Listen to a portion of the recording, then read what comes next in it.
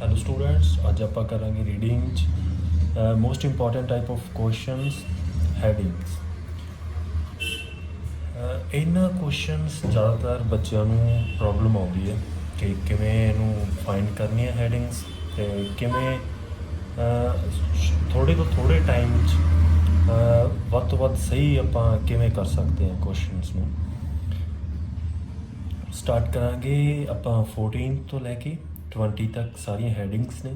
Total 7 headings ਆਪਾਂ find ਕਰਨੀਆਂ 7 paragraphs ਲਈ। ਪੈਰਾਗ੍ਰਾਫ ਏ ਤੋਂ ਸਟਾਰਟ ਕਰ ਲਾਂਗੇ। Paragraph A, birds have many unique design features that enable them to perform such amazing feats of endurance। ठीक है, बर्ड्स की गल हुई है। बर्ड्स को की आ यूनिक डिज़ाइन फीचर्स आ। हाँ, आप फर्स्ट लाइन तो आइडिया लगा सकते हैं कि हैडिंग किहड़ी हो सकती है।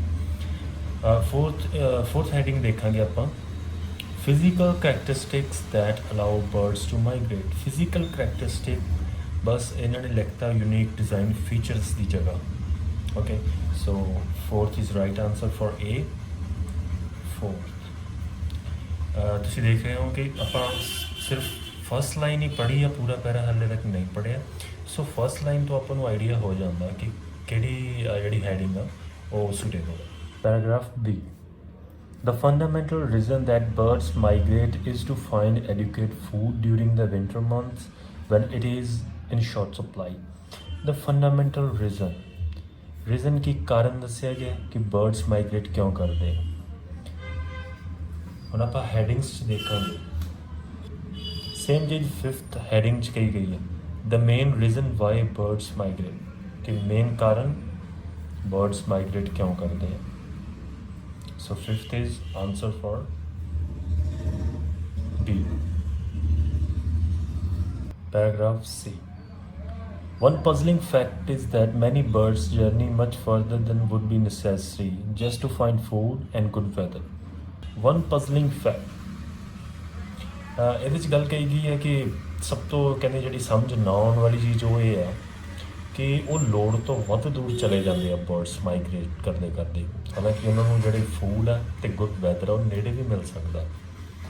ਸੇਮ ਚੀਜ਼ ਕਹੀ ਗਈ ਆ ਹੈਡਿੰਗ ਨੰਬਰ 2 'ਚ, the unexplained rejection of closure feeding grounds. ਕਹਿੰਦੇ ਜੋ ਆਪਣੇ ਨਜ਼ਦੀਕ ਵਾਲੇ ਫੀਡਿੰਗ ਗਰਾਊਂਡਸ ਨੇ ਉਹਨਾਂ ਨੂੰ ਪਤਾ ਨਹੀਂ ਕਿਉਂ ਰਿਜੈਕਟ ਕਰ ਦਿੱਤਾ ਜਾਂਦਾ। So answer is 2 for paragraph C. Paragraph D, one of the greatest mysteries is how young birds know how to find the traditional wintering areas without parental guidance।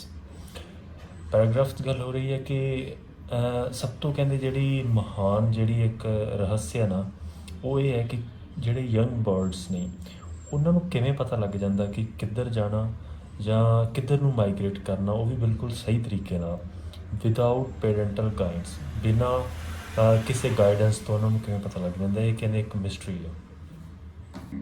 Same ਚੀਜ਼ ਕਹੀ ਗਈ ਆ ਹੈਡਿੰਗ ਨੰਬਰ 10 'ਚ, mysterious migration despite lack of teaching. ਕਹਿੰਦੇ teaching ਦੀ ਕਮੀ ਹੋਣ ਦੇ ਬਾਵਜੂਦ ਵੀ ਮਾਈਗ੍ਰੇਸ਼ਨ ਹੋ ਜਾਂਦੀ ਆ। So answer is 10th for D.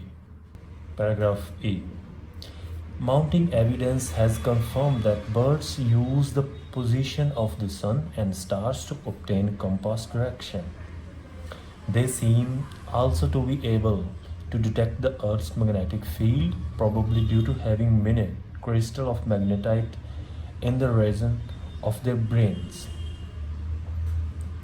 ਇਹਦੇ 'ਚ ਗੱਲ ਹੋ ਰਹੀ ਹੈ ਕਿ ਉਹ ਕਿਵੇਂ ਮਾਈਗ੍ਰੇਟ ਕਰਦੇ ਆ, ਕਿਹੜੀਆਂ ਚੀਜ਼ਾਂ ਯੂਜ਼ ਕਰਦੇ ਆ, ਡਾਇਰੈਕਸ਼ਨਸ ਕਿਵੇਂ ਲੱਭਦੇ ਆ, ਸਨ ਅਤੇ ਸਟਾਰਸ ਦੀ ਡਾਇਰੈਕਸ਼ਨ ਨੂੰ ਕਿਵੇਂ ਯੂਜ਼ ਕਰਦੇ ਆ ਮਾਈਗ੍ਰੇਸ਼ਨ ਦੇ ਲਈ। ਸੋ ਪੈਰਾਗ੍ਰਾਫ ਈ ਦੀ ਪੂਰੀ ਗੱਲ ਕਵਰ ਹੁੰਦੀ ਆ 7th ਹੈਡਿੰਗ 'ਚ, research findings on how birds migrate, ਕਿ ਬਰਡਸ ਮਾਈਗ੍ਰੇਟ ਕਿਵੇਂ ਕਰਦੇ ਆ। So heading number 7 for paragraph E. Paragraph F, nevertheless all the journeys involve considerable risk and part of the skill is arriving safely is setting off at the right time। this means accurate weather forecasting and utilizing favorable winds। Paragraph F 'ਚ ਕਿਹਾ ਗਿਆ ਕਿ ਸਾਰੀਆਂ journeys ਲਗਭਗ risk ਤਾਂ ਹੁੰਦਾ ਹੀ ਹੈ, but ਸਭ ਤੋਂ ਜ਼ਿਆਦਾ ਇੰਪੋਰਟੈਂਟ ਹੈ ਆਪਣੀ ਡੈਸਟੀਨੇਸ਼ਨ 'ਤੇ ਪਹੁੰਚਣਾ ਤੇ ਵੈਦਰ ਕਿਹੜਾ ਵੈਦਰ ਚੱਲ ਰਿਹਾ ਉਹਦਾ ਧਿਆਨ ਰੱਖਣਾ, ਤੇ ਹਵਾ ਵਿੰਡਸ ਯਾਨੀ ਕਿ ਹਵਾ ਕਿੱਧਰ ਨੂੰ ਚੱਲ ਰਹੀ ਆ ਉਹਦਾ ਧਿਆਨ ਰੱਖਣਾ।